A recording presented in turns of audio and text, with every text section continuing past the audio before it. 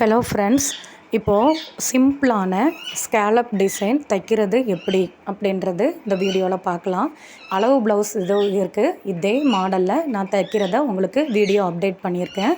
இது அளவு ப்ளவுஸ்க்கு நம்மளுக்கு அந்த ஹைட் நம்மளுக்கு எவ்வளோ தேவை அப்படின்றதுக்கு தகுந்தாப்பில் ஒரு கேன்வாஸிங்கில் ஃபஸ்ட்டு ஸ்கேலப் மார்க் பண்ணுறேன்.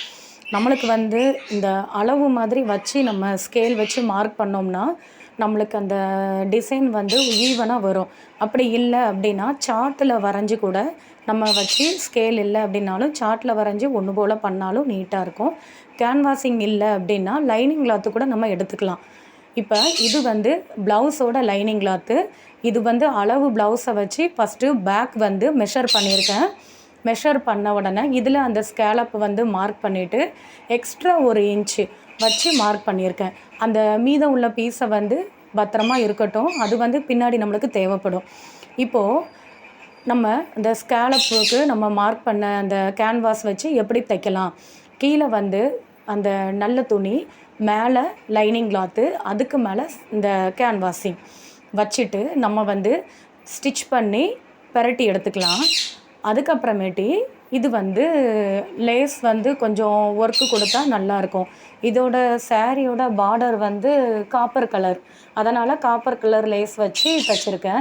நம்மளுக்கு வேறு எதுவும் லேஸ் தேவை அப்படின்னா என்ன கலர் தேவையோ நம்ம அதுக்கேற்றாப்புல சூஸ் பண்ணிக்கலாம். இப்போது இது லெஃப்ட் சைடு ஸ்டிச் பண்ணிக்கிட்டு இருக்கேன். இது முடித்ததுக்கப்புறமேட்டி ரைட் சைடும் அதே மாதிரி ஸ்கேலப் வச்சு தச்சு எடுத்துக்கலாம்.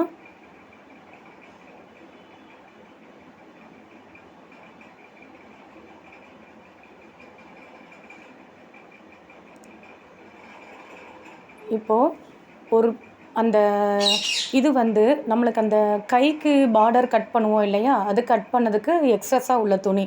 இந்த துணியை 2ஆக ஜாயின் பண்ணியிருக்கிறேன். நம்மளுக்கு பேக்குக்கு நம்ம ஒரு பீஸ் அப்போ வச்சோம் இல்லையா, அதை விட 2 இன்ச்சு எக்ஸஸாக நம்ம துணி லைனிங் கிளாத்தில் கட் பண்ணி எடுத்துக்கணும். பின்னாடி நம்ம முதுகுக்கு எந்த டிசைன் தேவையோ அந்த டிசைன் நம்ம மார்க் பண்ணிவிட்டு இப்படி அதுலேயும் லைனிங் கிளாத்தை வச்சு நம்ம தச்சு எடுத்துக்கலாம். இது நம்மளுக்கு டிசைன் அந்த பின்னாடி பார்க்குறதுக்கு அழகாக இருக்கும்.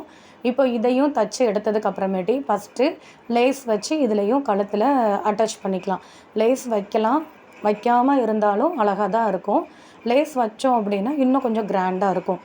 இது நார்மலான ஸ்கேலப் டிசைன் தான். இது ரொம்ப ஈஸியாக இருக்கும். நீங்களும் ட்ரை பண்ணி பாருங்கள்.